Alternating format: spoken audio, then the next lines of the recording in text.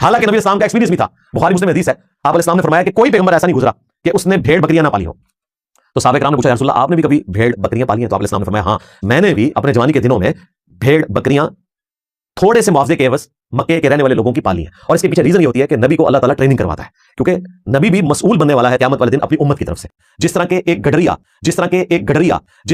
گڈریا اپنے ریوڑ کی حفاظت کرتا ہے. تو آپ اگر میں یہ کہوں کہ تم نے نبی کریم علیہ السلام کو گڈریے سے تشبیہ دی تو تم یہاں پہ کیا کہو گے؟ جی میں نے تو بطور تمثیل بات کی. جی مفتی صاحب نے بھی بطور تمثیل بات کی. ہونا ہے نا مرزا صاحب داڑھ تھلے اپنی جہالت کو اٹھا کے بزرگوں کے سر پر نہیں ڈالتے ہوتے. تو چھوٹے مرزا صاحب جو ورڈنگ اب یوز کرتے ہیں نا وہ پھر آگے ثابت بھی کیا کریں. اور الحمدللہ میں نے تمہاری یہ بات پہلے سے سنی ہوئی تھی, لیکن ہم کسی قوم کی دشمنی میں ہاتھ سے نہیں بڑھتے. تم نے تو اپنے بغض کا اظہار کیا نا, تم نے تو تعصب کا اظہار کیا, لیکن ہم الحمدللہ جو بات کرتے ہیں وہ شریعت کے دائرے میں رہ کے کرتے ہیں. ہاں اگر تمہارے اصول کے تحت بات کی جائے تو تمہارے اصول کے مطابق پھر یہ تمہاری بھی گستاخی بنتی ہے. اور تم نے ساتھ ہی ایک اور جھوٹ بھی تم نے اس کے اندر بولا کہ مفتی احمد یار خان نعیمی علیہ رحمٰن نے یہ جو گفتگو کی ہے نا یہ اس تناظر میں کی ہے کہ وہ نبی کریم علیہ السلام کی معاذ اللہ بشریت کا انکار کر رہے تھے. مطلب اس جاہل انسان کو اتنا بھی نہیں پتا کہ مفتی صاحب اس میں رد کس چیز کا کر رہے ہیں. چلو یار میں اسکین ایک مرتبہ پھر تمہارے سامنے لگاتا ہوں. اگر تمہارے اندر کوئی پڑھا لکھا بندہ ہے نا, اس کو کوئی علم کی کوئی تھوڑی سی بھی ہوا لگی ہے نا, کوئی تھوڑی سی بھی رمق ہے اس کے اندر, تو یار یہ پورے کا پورا پیرا پڑے. اعتراض یہ اوپر بیان کیا گیا کہ قل انما انا بشر مثلکم میں نبی کریم علیہ السلام نے چونکہ یہ فرمایا کہ میں تمہارے جیسا ہی بشر ہوں, تو کیا نبی کریم علیہ السلام ہمارے جیسے بشر نہیں ہے؟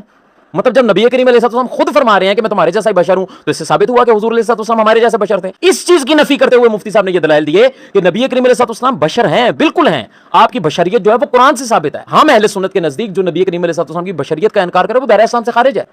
ہم نبی کریم علیہ السلام کو بشر سمجھتے ہیں لیکن اپنے جیسا بشر نہیں سمجھتے. ہم ان کو خیر البشر سمجھتے ہیں, ہم ان کو افضل البشر سمجھتے ہیں, ہم ان کو نوری بشر سمجھتے ہیں.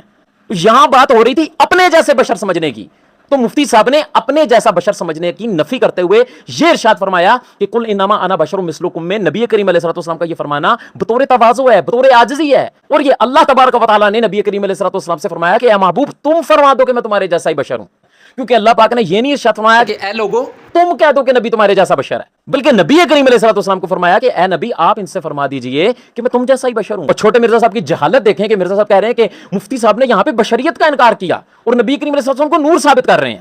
اینی تے سمجھے تو کہیں پہ مفتی صاحب نے بشریت کا انکار نہیں کیا. مفتی صاحب نے اس چیز کی نفی کی کہ نبی کریم علیہ السلام بشر ہیں لیکن ہم جیسے بشر نہیں ہیں. وہ خیر البشر ہیں, وہ نوری بشر ہیں, وہ افضل البشر ہیں. میں نے بھی آپ کے سامنے مفتی احمد یار خان نعیمی علیہ رحمٰن کے حوالے سے جتنی گفتگو مرزا صاحب نے کی میں نے الحمدللہ ساری کی ساری لاجیکلی علمی گفتگو کر کے آپ کے سامنے الحمدللہ میں نے ثابت کیا کہ انہوں نے کوئی گستاخی نہیں کی, کوئی حکم کفر ان کے اوپر نہیں لگتا. اب آپ کا یہ رائٹ بنتا ہے کہ یہ چیزیں آپ مرزا صاحب سے, چھوٹے مرزا صاحب سے پوچھیں. یہ آپ کا سوال بنتا ہے. اگر آپ کے اندر کوئی علم کی جستجو ہے, کوئی تجسس ہے, کوئی آپ سیکھنا چاہتے ہیں, اور تمثیلاً جب بات کی جاتی ہے نا تو وہ تشبیہ نہیں کہلاتی. تشبیہ اور چیز ہوتی ہے, تمثیل اور چیز ہوتی ہے.